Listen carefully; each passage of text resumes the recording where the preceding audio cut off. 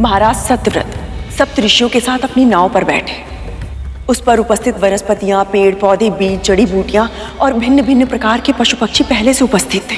क्रोधित समुद्र विध्वंस का तांडव करने लग गया। ऐसे अशांत जल के बीच महाराज ने अपने प्रभु को प्रणाम किया और अपनी नाव को खेने लगे। तभी उन्होंने देखा कि एक विकराल लहर उनकी ओर बढ़ती आ रही है। महाराज को ऐसा लगा कि अब किसी के प्राण नहीं बचेंगे। तभी उनके सामने प्रकट हुआ वो विशाल मत्स्य, जिनके मुख में चारों वेद सुरक्षित थे।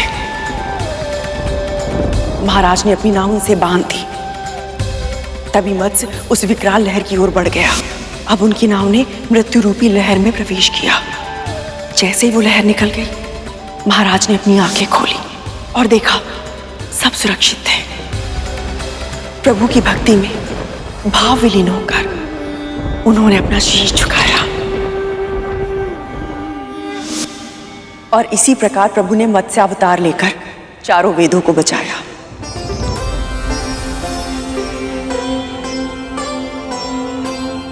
सज्जन सात्विक सप्तऋषियों की, सभी प्रकार के जीव जंतुओं एवं पशु पक्षियों के प्राणों की रक्षा की। वनस्पति, वृक्षों के बीज एवं जड़ी बूटियों के रूप में इस जगत में जो भी शुभ है, सबका संरक्षण किया और साथ ही साथ हयग्रीव नाम के असुर के रूप में अधर्म का नाश किया, पाप का संहार किया और पुनः धर्म की स्थापना की।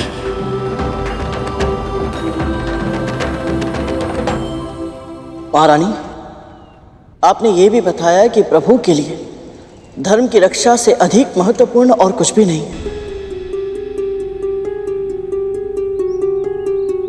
तो उन्हीं प्रभु का भक्त होने के नाते मैं आपसे एक प्रश्न पूछना चाहता हूं।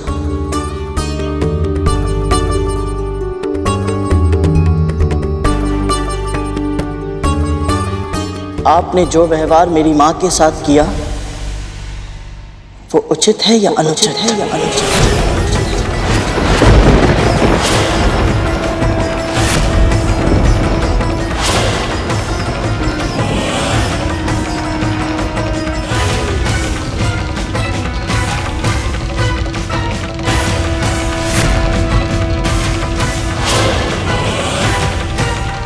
बोलिए महारानी, बोलिए महारानी, बोलिए। आपने पुण्य संचित किया या पाप?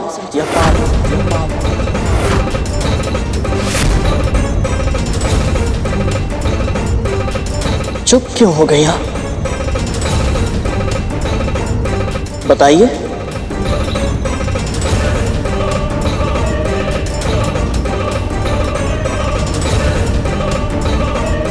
जो व्यवहार आपने अपनी सगी बहन के साथ किया वो धर्म है या अधर्म?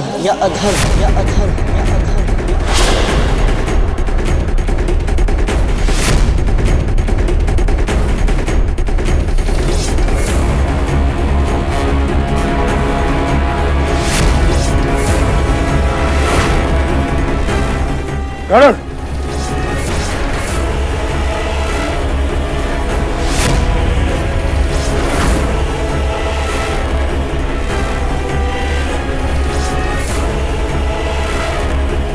चुप हो जा गरुड़। शांत जल में पत्थर क्यों डाल रहा है तू?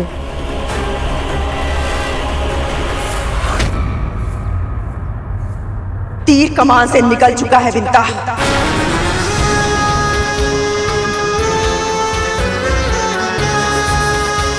बोल चुका यह, इसके प्रश्न का उत्तर मुझे देना ही होगा।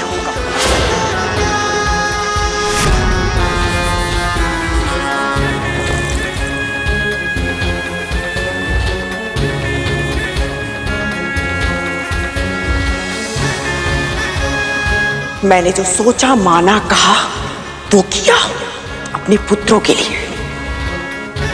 यदि अपने पुत्रों का हित सोचना अधर्म है तो मैं कभी विजेता नहीं बनती। देख, मैं आज महारानी हूं और तेरी मां एक दासी।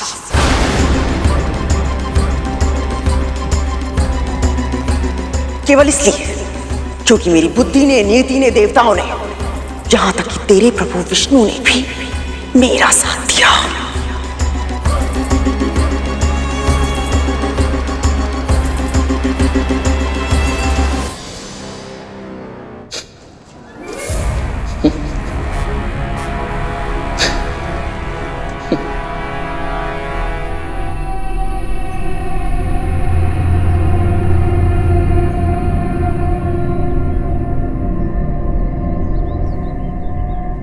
मानसिक संतुलन खो बैठा है। हंस क्यों रहा है तू? आपकी मूर्खता पर हंसी आ रही है मुझे।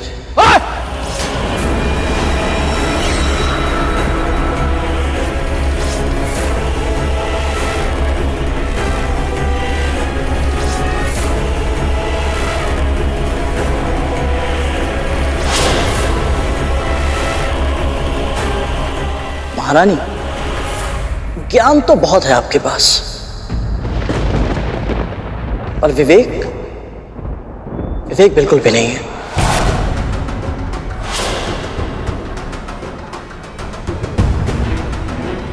इसीलिए आपको अंदेशा तक नहीं हुआ कि आप धर्म के मार्ग से कितना भटक चुके हैं।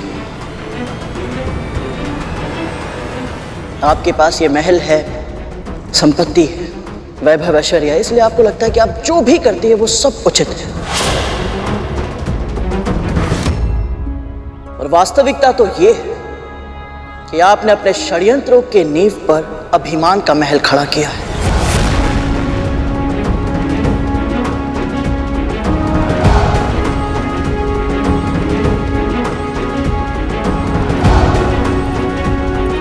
और अब उसी महल के नीचे आपके छल की दीमक जड़ पकड़ चुकी है।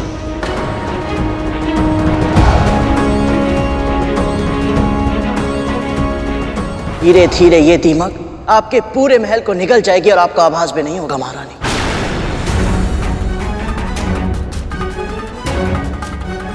कुकर्म आसानी से पीछा नहीं छोड़ते।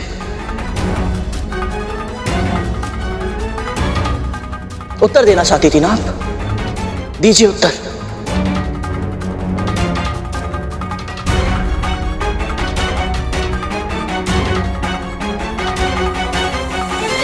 उत्तर तो देना ही पड़ेगा आपको अपने पापों का।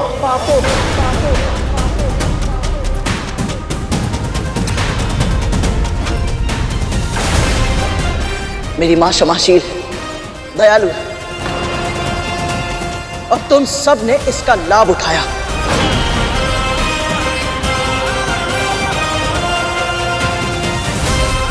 पर स्मरण रहे, हर एक बात की एक सीमा होती है, अच्छाई की भी।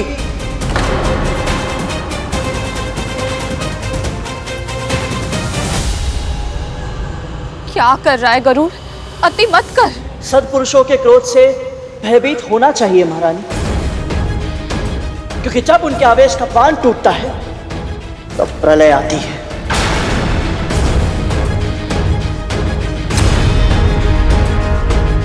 मेरे जन्म से पहले आपको मेरी मां के क्रोध का परिचय तो मिला था, स्मरण है ना आपको?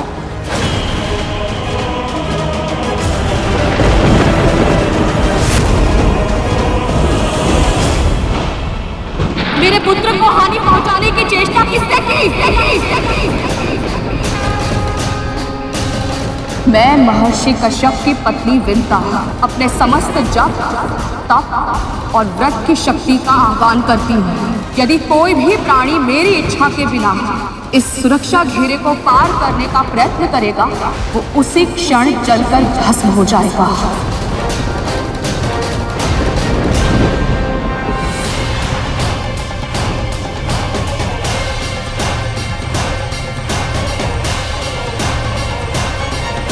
मेरी मां ने तो अपने आप को नियंत्रण में कर लिया था, पर मैं भी ऐसा कर पाऊंगा ये वचन देना मेरे लिए तनिक कठिन है महारानी।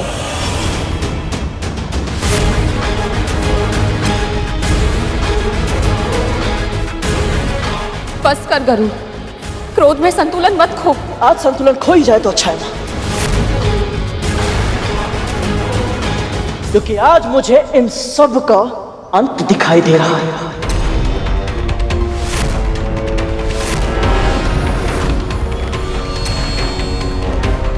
महारानी, यदि आपने ऐसे ही मेरी मां को दासी बनाए रखा और उनके साथ अत्याचार किया तो मैं भ्राता तक्षक का दम घोट दूंगा और भ्राता कालिया के 5 सिरों को उखाड़कर अपनी मां के चरणों में फेंक दूंगा।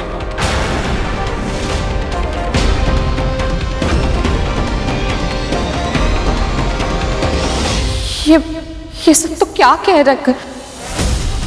स्मरण है, यदि आज के बाद तुम में से किसी ने भी मेरी मां को यंत्र ना दे या भयभीत करने के लिए अपने विष का प्रयोग किया तो तुम्हारे विष दंत भी तोड़ दूंगा मैं।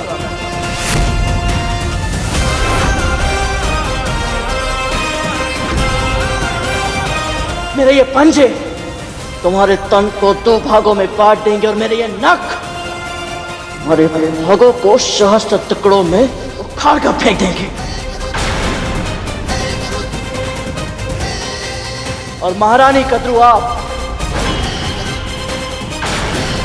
आपके हाथ अपने शक्तिशाली पुत्रों के बचे कुचे अवशेष उठाते उठाते ही थक जाएंगे।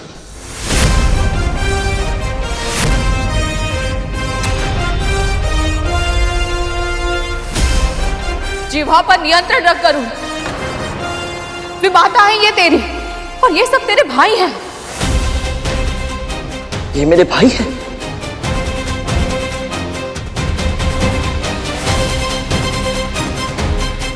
ऐसे भाई? मां, आप तो जानती है ना कि भाई का धर्म होता है कि वो अपने छोटे भाई की रक्षा करे, उसका मार्गदर्शन करे। पर ये सब तो प्रारंभ से मेरे साथ शत्रु जैसा व्यवहार करते आए हैं।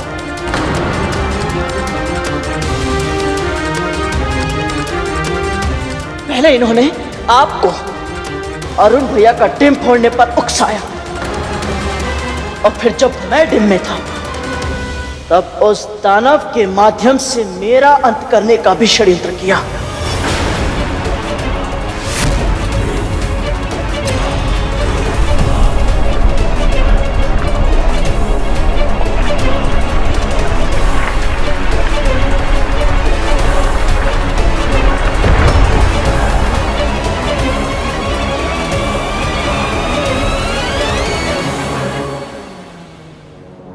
बहुत बोल रहा है ये मां। नहीं तक्षक, आज बोलने दे इसे।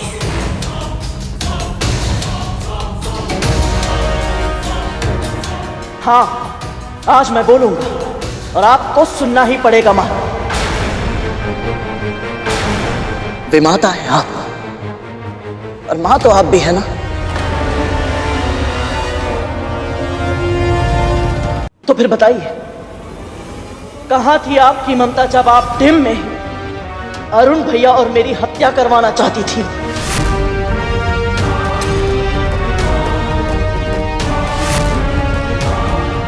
क्या तुम्हें भी लगता है तुम्हारा डिम सड़ता है?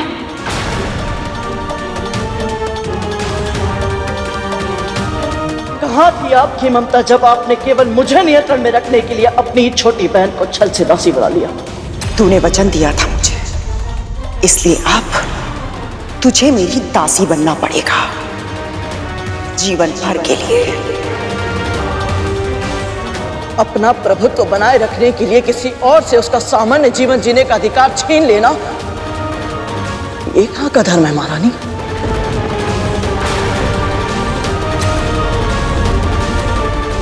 ऐसा विश्वासघात तो कोई अपने शत्रु के साथ भी नहीं करता जो आपने अपनी सगी छोटी बहन के साथ किया है। बस कर दे गरुड़, जो होना था वो हो गया, अब जाने दे। मुझे रोकने के स्थान पर यदि आपने इन सबको अपनी भावना के साथ खिलवाड़ करने से रोका होता, अपनी ईर्ष्या पर नियंत्रण किया होता, तो आज अरुण भैया न केवल स्वस्थ होते बल्कि हमारे साथ होते। मां,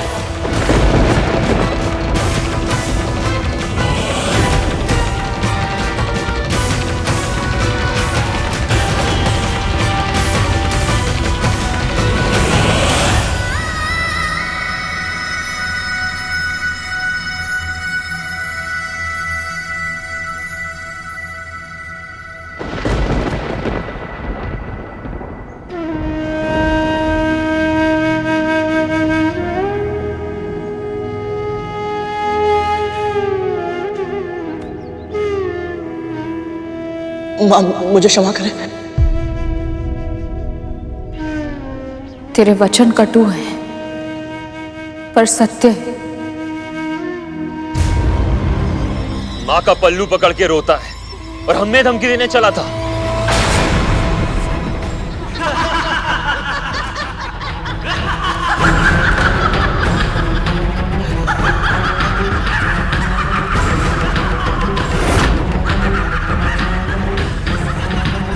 केवल बोलना ही आता है तुझे या फिर अपने कथन को सत्य सिद्ध करने का सामर्थ्य भी है?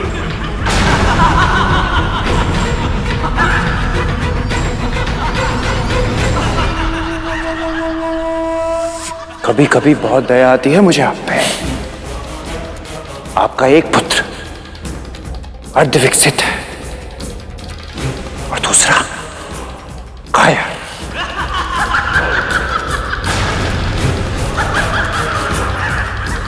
दोष आपके पुत्रों का नहीं है दासी मां, दोष आपका है। दुर्बल हैं आप, दुर्बल हैं।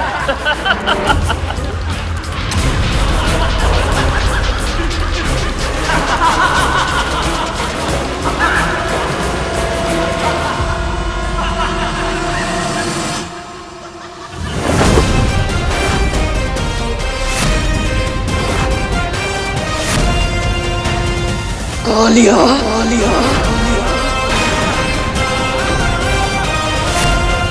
नहीं गरुड़,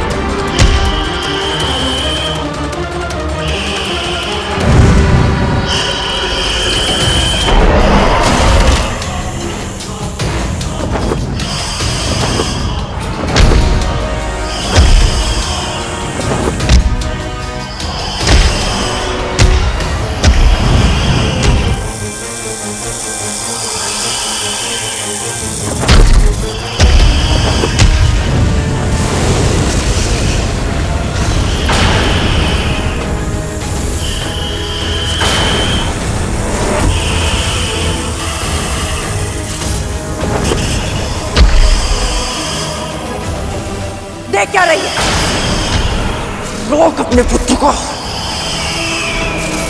मेरी बात मान गरुड़, रुक जा।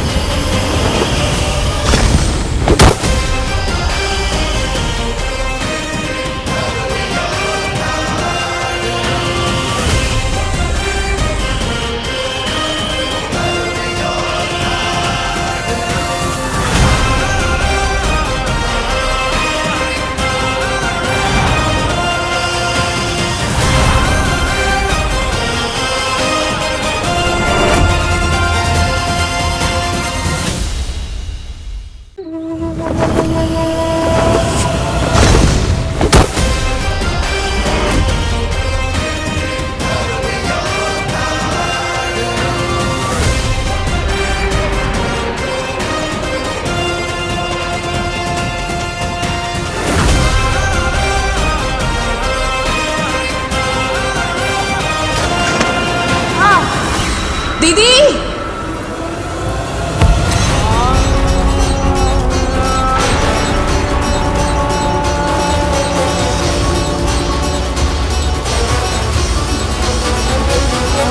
माँ आप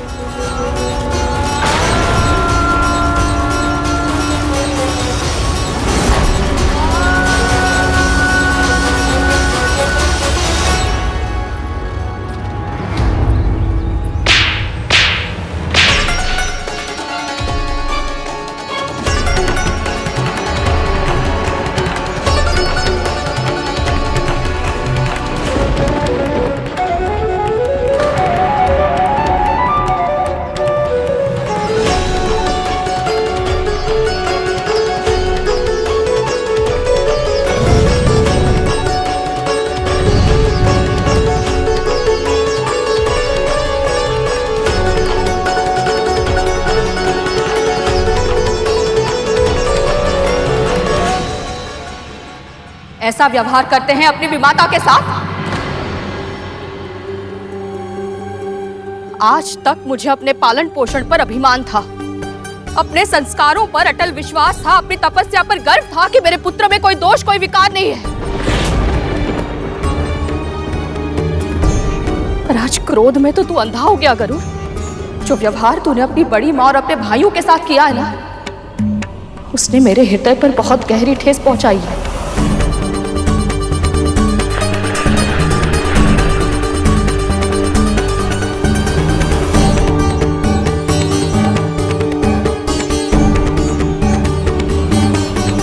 कोई कारण नहीं दूंगा, ना ही कोई बहाना बनाऊंगा। बस क्षमा।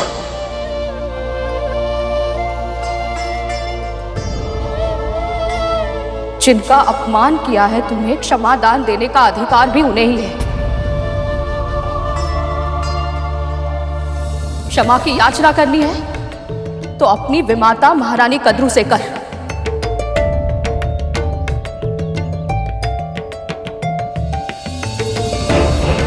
चल।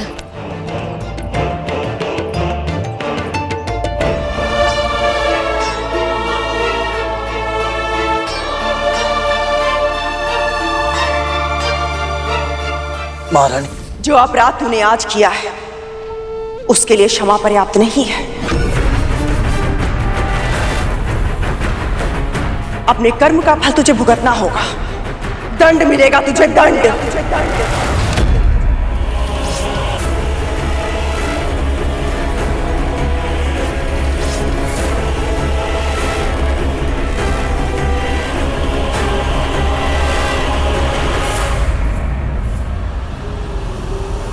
आप मेरी मां समान हैं। आप जो भी दंड देंगी मुझे स्वीकार है।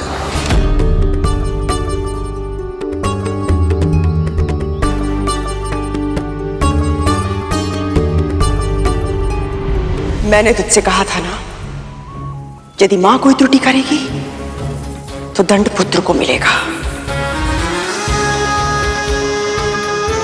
यदि पुत्र कोई अपराध करेगा तो परिणाम मां को भुगतना होगा।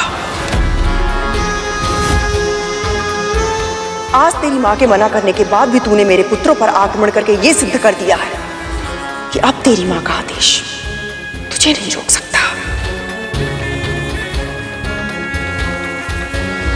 तेरी मां तुझे समझाने में विफल हो गई है, इसलिए मैं वही करूंगी जो एक स्वामिनी अपने दास को नियंत्रण में रखने के लिए करती है। आज तक तू एक दासी पुत्र था गरुड़, किंतु आज से, अभी से तू हम सबका दास होगा। तू हम सबका दास होगा। तू हम सबका दास होगा।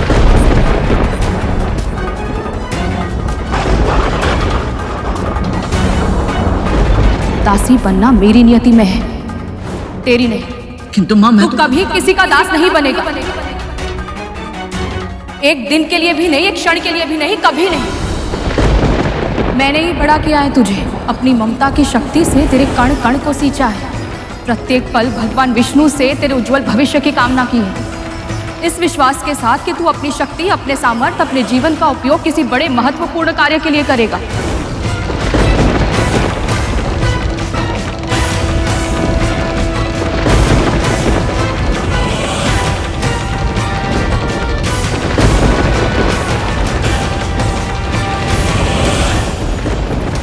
ऐसा मत कहिए दीदी, मैं दासी हूं, पर मेरा पुत्र वो आपका दास कैसे बन सकता है? उसे मुक्त रहने दीजिए।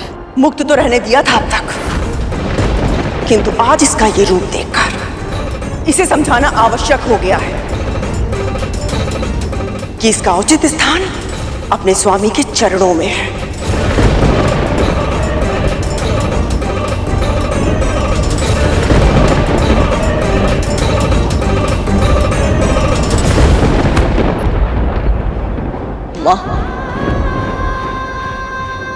मैं आपके आगे हाथ जोड़ती हूँ दीदी। मैं मानती हूँ इससे बहुत बड़ा अपराध हुआ है, पर पर मैं आपको वचन देती हूँ, अब आगे ऐसा कभी नहीं होगा। या आपको या आपके पुत्रों को हानि पहुंचाना तो दूर, दृष्टि ऊंची करके देखेगा तक नहीं। वो तो देख लिया मैंने, आज देख लिया कि कैसे ये तेरे नियंत्रण के बाहर जा चुका है। तेरे वजन का कोई मूल्य नहीं है विंता। और वैसे भी दासी का पुत्र तो दास ही होता है ना।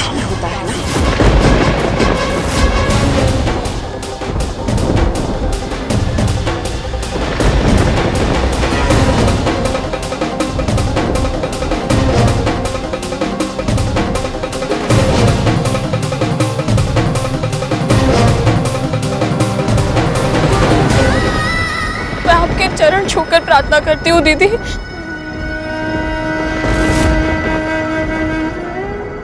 मेरा अनुरोध स्वीकार कर लीजिए। ये मूर्ख है, ये बालक है, इस पर दया कीजिए, क्षमा कर दीजिए इसे। तू तो ऐसे कह रही है कि जैसे मैं इस पर कोई क्रूरता कर रही हूं।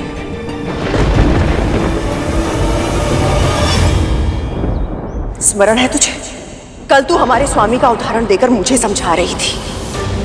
आज मैं उन्हीं का नाम लेकर तुझसे पूछती हूँ। हमारे स्वामी महर्षि कश्यप जिस तरह धर्म के मार्ग पर चलते हैं, उस धर्म के अनुसार तेरे पुत्र को तेरा अनुसरण करना चाहिए था या नहीं?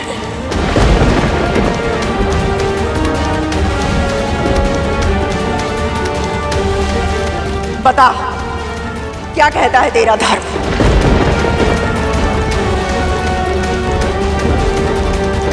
मौन मत रह दासी, बोल, तेरे पुत्र को दास होना चाहिए या नहीं?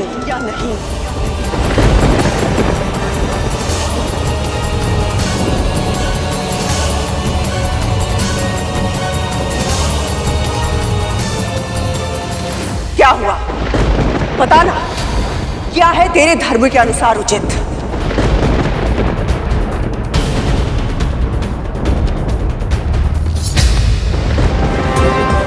मैं आपसे विनती करती हूँ महारानी, ये निर्णय लेने के लिए मुझे विवश मत कीजिए। अपने पहले पुत्र को जीवन भर का दुख दे चुकी हूँ मैं। अब अपने दूसरे पुत्र की भाग्य रेखा यदि मेरे कारण मिट गई तो मेरा अपराध बोध मुझे जीने नहीं देगा। कर्तव्य का निर्णय भावना के अधीन होकर नहीं किया जाता है।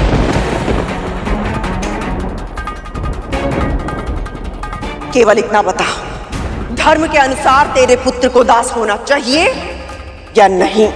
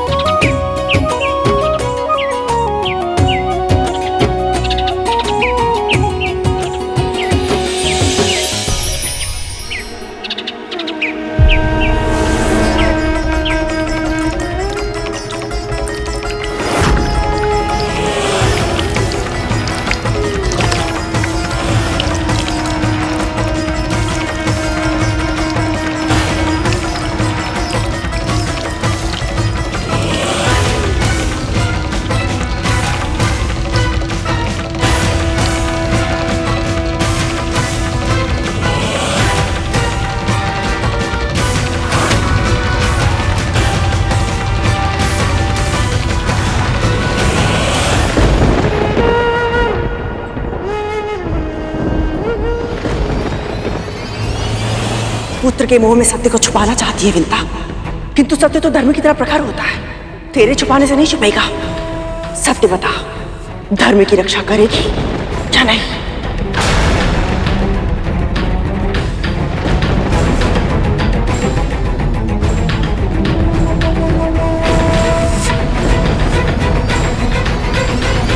सत्य कहा आपने।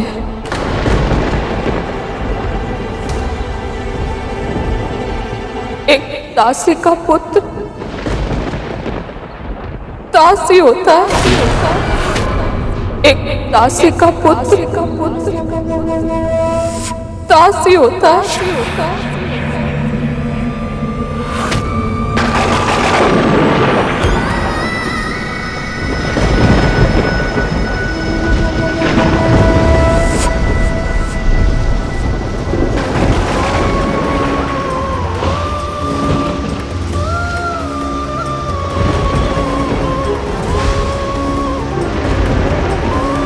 मेरी मां के मुंह से निकला हर शब्द मेरे लिए सत्य है, और अब ये सत्य ही मेरा धर्म है।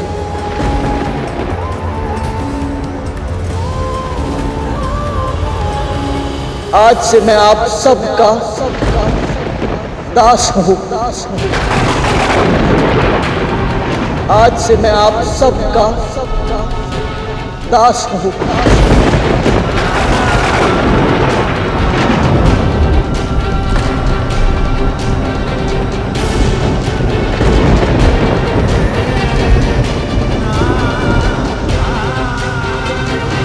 वन में मोर नाचेगा तो देखेगा कौन? ऐसे एकांत में वचन देगा तो विश्वास कौन करेगा?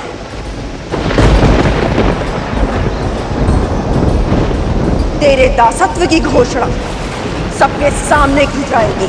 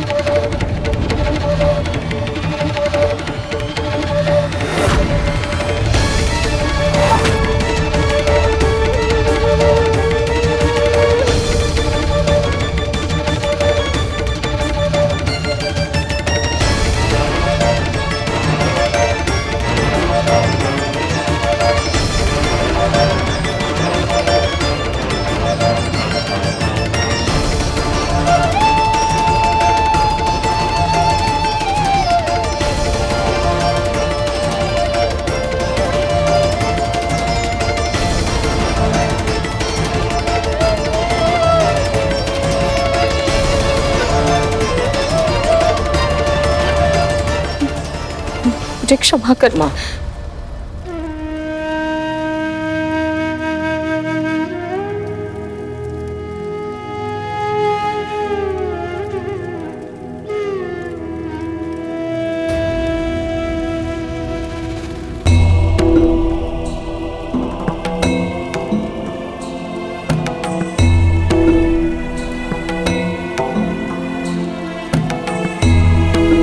यशस्वी भव, आसन ग्रहण कीजिए।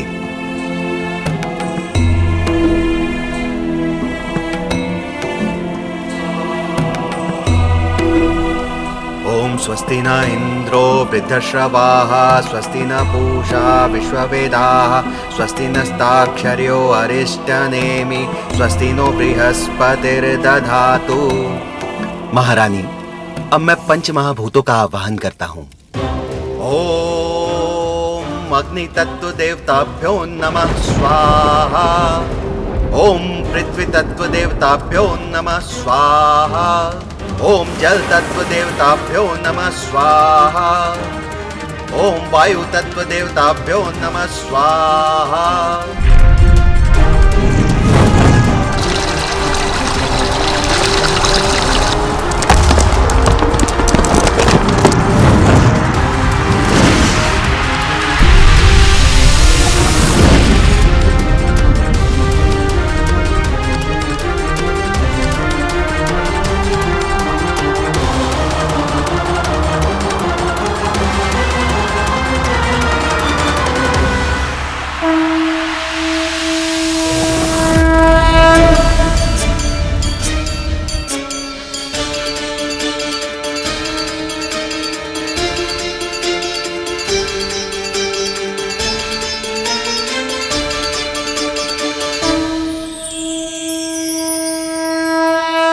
महारानी, अब आप अपना दाहिना हाथ इनके दाहिने हाथ पे रखिए।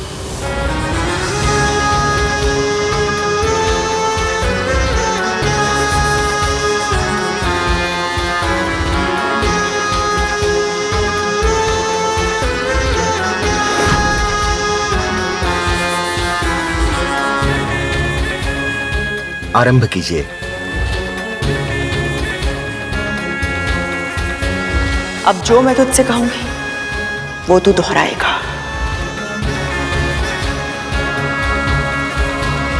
मैं महर्षि कश्यप और विंता का पुत्र गरुड़। मैं महर्षि कश्यप और मां विंता का पुत्र गरुड़। पृथ्वी, जल, वायु, अग्नि और आकाश, पृथ्वी, जल, वायु, अग्नि और आकाश, इन पंच महाभूतों को साक्षी मानते हुए, इन पंच महाभूतों को साक्षी मानते हुए, मन से, वचन से और कर्म से, मन से, वचन से और कर्म से, मेरी विमाता महारानी कद्रू और उनके 1 सहस्त्र पुत्रों की दास्ता स्वीकार करता हूं।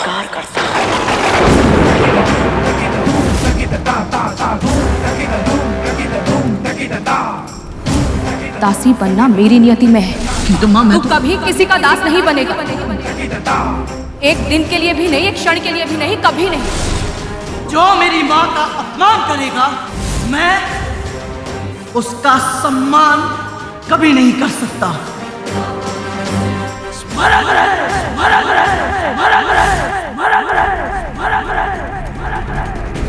तेरी माँ मेरी दासी है गरुड़, और तू एक दासी पुत्र। यदि तूने कभी भी मेरे पुत्रों का अपमान किया या उनका अहित करने के बारे में सोचा, तो प्रकृति की कोई भी शक्ति तुझे मेरे क्रोध से नहीं बचा पाएगी। अपनी विषैली शक्तियों पर बहुत अभिमान है ना तुम सबको। आज उसी अभिमान का अंत करूंगा मैं। तुम्हारे विष उगलने के सामर्थ्य को नष्ट कर शक्तिहीन बना दूंगा मैं तुम सबको। प्रातः कालिया के 5 सिरों को उखाड़ कर अपनी मां के चरणों में फेंक दूंगा। मेरे ये नख हमारे भागों को सहस्त्र टुकड़ों में उखाड़ कर फेंक देंगे।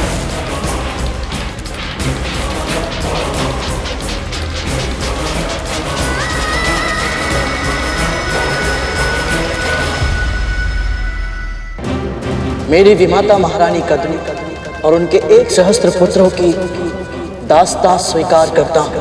दास्तां स्वीकार करता हूँ। दास्तां स्वीकार करता हूँ। मेरी विमाता महारानी कद्रू और उनके 1 सहस्त्र पुत्रों की दास्तां स्वीकार करता हूँ। दास्तां स्वीकार करता हूँ। दास्तां स्वीकार करता हूँ।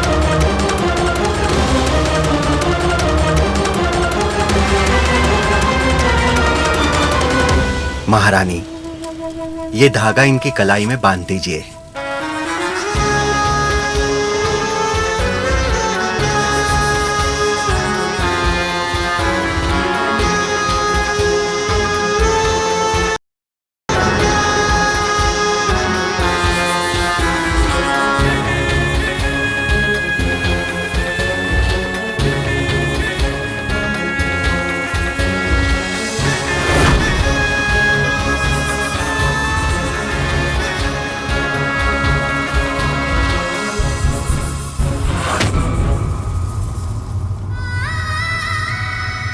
ये कच्चे सूत का धागा तेरी शपथ का साक्षात प्रतीक है गरुड़। इस शपथ को तोड़ पाना किसी भी दास के लिए संभव नहीं है। इस शपथ को तोड़ पाना किसी भी दास के लिए संभव नहीं है। असीमित बल का स्वामी गरुड़ आज एक कच्चे धागे से बंधा है। स्वयं विडंबना भी हंस रही होगी तेरे भाग्य पर।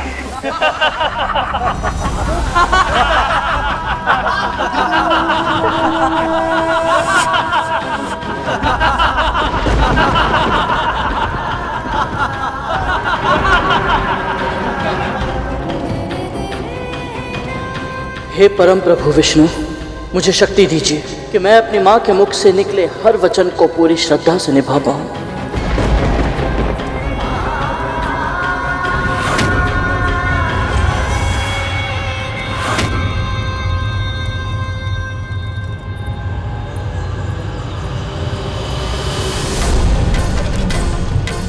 माँ रुक जाइए माँ। माँ हम कहाँ जा रहे हैं?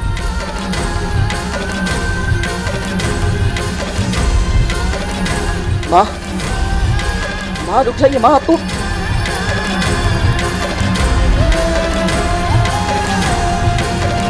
कंकड़ कांटे पैरों में चुभ रहे हैं पर माँ को आभास तक नहीं हो रहा। आज तक इन्हें ऐसी अवस्था में कभी नहीं देखा।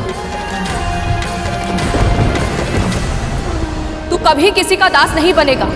मेरी विमाता महारानी कद्रू और उनके 1 सहस्त्र पुत्रों की दास्तां स्वीकार करता हूँ। माँ रुक जाइए माँ, हम कहाँ जा रहे हैं? एक क्षण रुकिए माँ। अति हो चुकी है, अब और नहीं। अब सब समाप्त कर दूंगी मैं। इतने वर्षों तक कद्रू दीदी का हर बार हर तिरस्कार सहा मैंने। अब तुझ पर अत्याचार होते नहीं देख सकती मैं। मुझे लगा था यदि दासी बनकर पूरी निष्ठा के साथ उनकी सेवा करूंगी तो उनके मन में स्नेह, प्रेम और दया के भाव फिर से जाग उठेंगे, पर वो मेरी भूल थी। हम दोनों का जीवित होना ही उनकी आंख में कांटा बनकर चुभता है गरुड़। इसलिए आज मैं उनकी, उनके पुत्रों की, अपनी और तेरी हर पीड़ा का अंत कर दूंगी।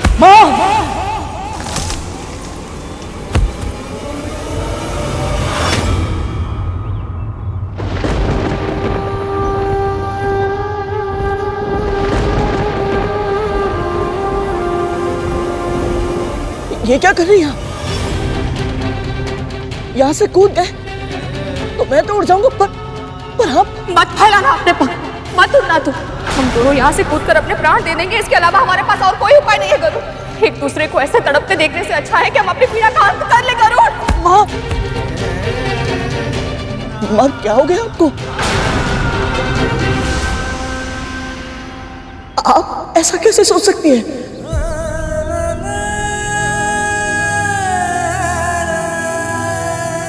माँ आपको संतुलन साधना आता है। परिस्थिति कैसी भी क्यों ना हो, ना आपका मन भटकता है, ना मस्तिष्क विचलित होता है। मेरी आदर्श है आप माँ। मैं सब कुछ आप ही से सीखता हूं, तो फिर आप अपनी श्रद्धा, अपना धैर्य कैसे खो सकती है? थक गई हूँ मैं गरुड़, बहुत थक गई हूँ मैं।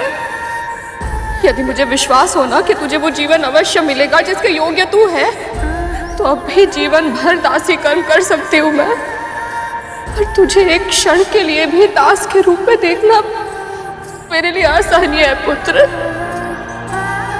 तू बोलना मुझे, हाँ, मेरे प्रभु श्री विष्णु वो मुझसे इतना क्रोधित क्यों है? वो मेरी पुकार क्यों नहीं सुन रहे? तू बता मुझे।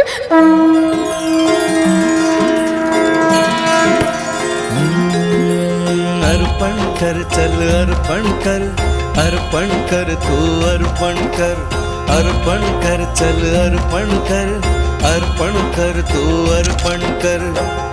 हर श्वास जब उनका है तो क्यों चिंता हरि को समर्पण कर। अर्पण कर, चल अर्पण कर, अर्पण कर तू अर्पण कर, अर्पण कर तू अर्पण कर, अर्पण कर, चल अर्पण कर, अर्पण कर तू अर्पण कर।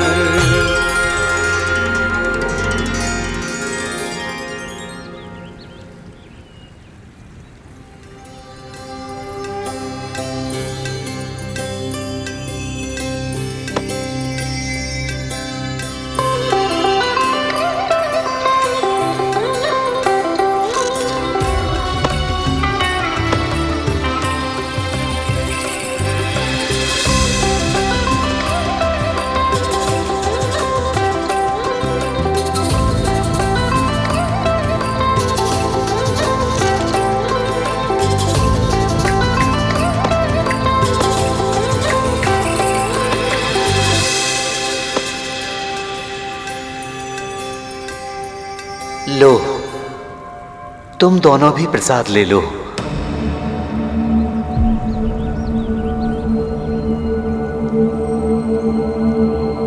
और बाबा आप तो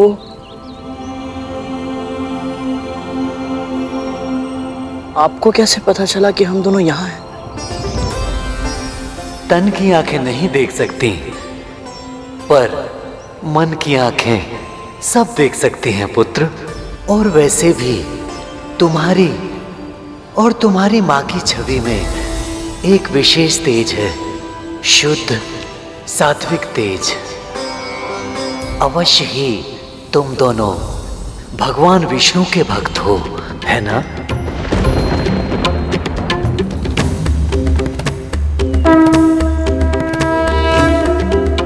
क्या हुआ? कुछ नहीं बाबा, बस एक जिज्ञासा है मन में। आपके जीवन में इतना कष्ट है, रहने के लिए ना कुटिया है, ना जीविका कमाने का कोई साधन, आपका ध्यान रखने वाला भी कोई नहीं है, आप देख भी नहीं सकते और विकलांग भी हो, यही ना?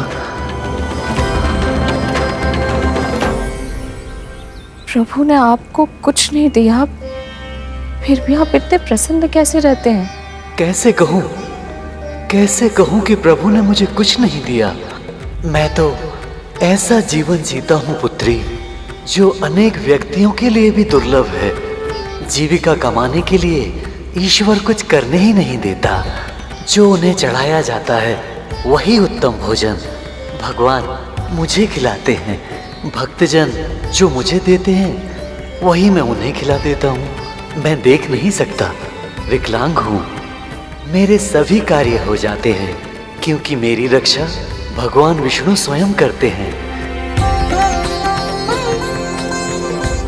मेरे मुख में केवल एक ही नाम रहता है, मेरे प्रभु का, मेरे विष्णु का।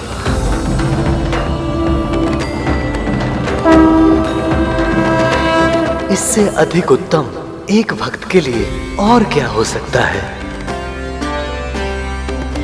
लो, प्रसाद का सेवन करो और भगवान विष्णु का पूजन करो।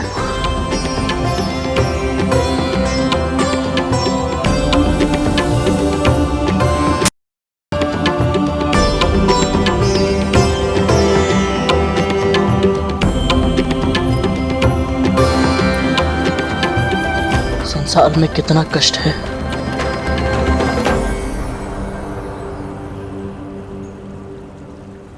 और हमारा कष्ट कितना कम है।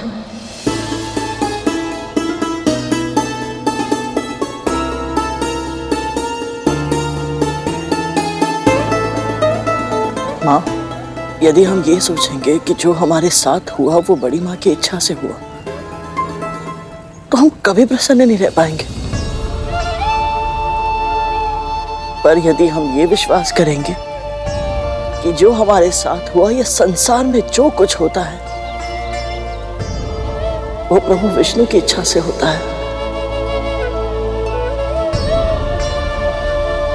तो हम सदैव प्रसन्न रहेंगे। माँ, हमें दुखी रहने का कोई कारण ही नहीं मिलेगा। सही कहा ना माँ?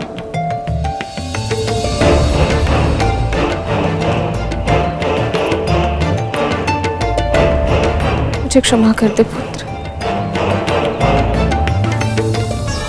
मेरा विश्वास डगमगा गया था, भूल गई थी कि मेरे प्रभु की लीला अपरंपार है। ये जो करते हैं इसमें कोई ना कोई उद्देश्य अवश्य छुपा होता है। कितना बड़ा पाप करने जा रही थी मैं, तुझे कुछ हो जाता तो। माँ, हमारे साथ प्रभु श्री विष्णु है ना?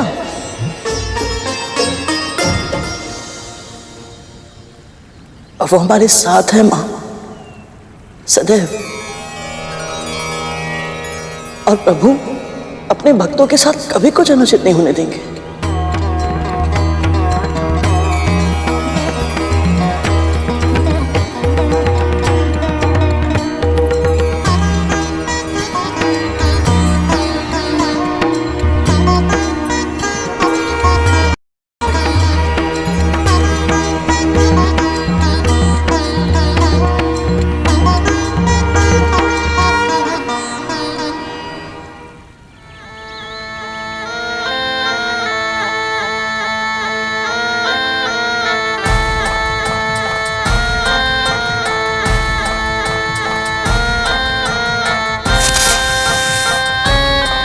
देख रहे हो भैया, सब कितने खुश लग रहे हैं।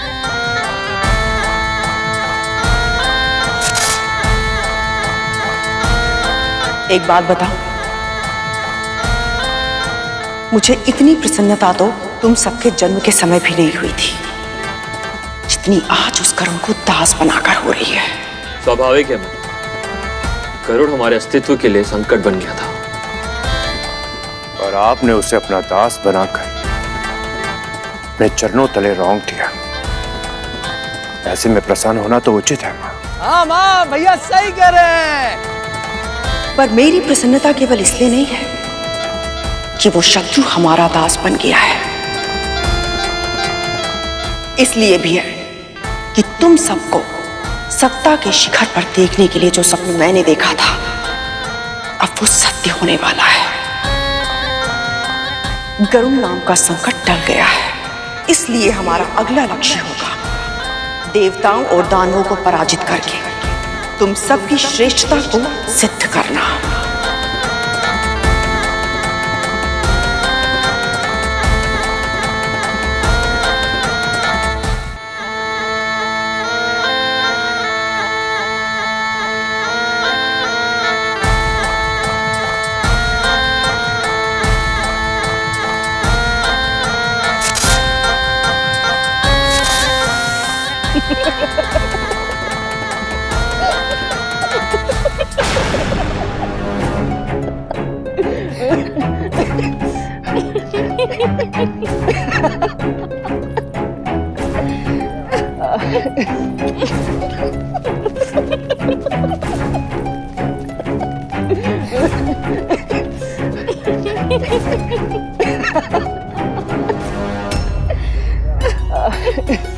माँ, नियति का प्रयास तो देखिए।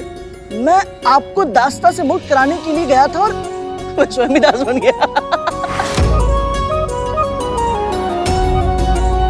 घर पहुंचकर काव्य रचना करूंगी इस परिहास पर। नागवंश अलसाएगा, पक्षी करेगा काम, विष्णु को मन में धरे, मुंह से बोले राम। वाह। और माँ, एक और बात, अब तो महल में प्रवेश करने से कोई भी नहीं रोकेगा मुझे। प्रभु ने मेरी प्रार्थना का फल दिया है। मुझे बिना बताया गया था ना, अब बिना सूचना के कहीं नहीं जा पाएगा तू। सदैव मेरी आंखों के सामने ही रहेगा। मैं भी तो वही चाहता हूँ माँ। चल अब। कैसे ये दोनों इतने प्रसन्न कैसे हो सकते हैं? मैंने तो ये सब इसलिए किया था ताकि इनके जीवन से हर्षोल्लास का अस्तित्व मिट सके, इनका साहस साथ छोड़ दे, आत्मविश्वास लुप्त हो जाए और मनोबल टूट जाए। फिर भी ये दोनों इतना हंस क्यों रहे हैं? क्यों? कहीं ऐसा तो नहीं इन्होंने हमारी चाल से बचने का कोई उपाय सोच लिया हो?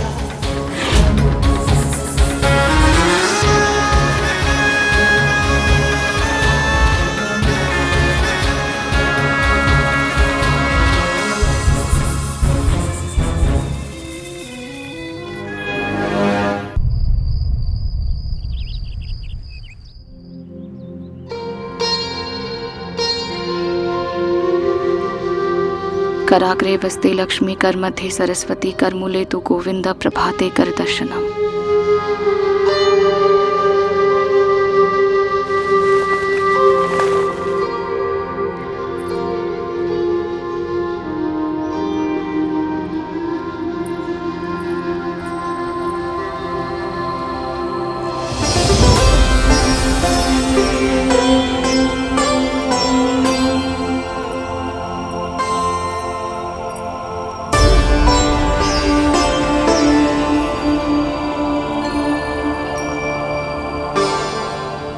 ये क्या कर रहा है तू? अरुण को हृदय से लगा।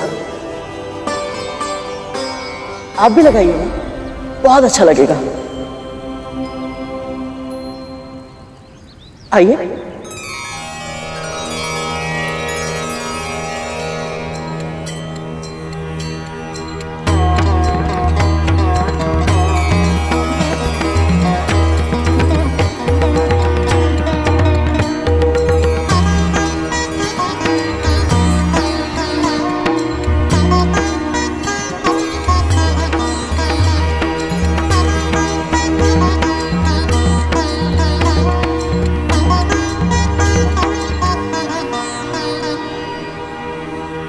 चढ़ने लगा है। कहाँ रह गए तुम दोनों दास?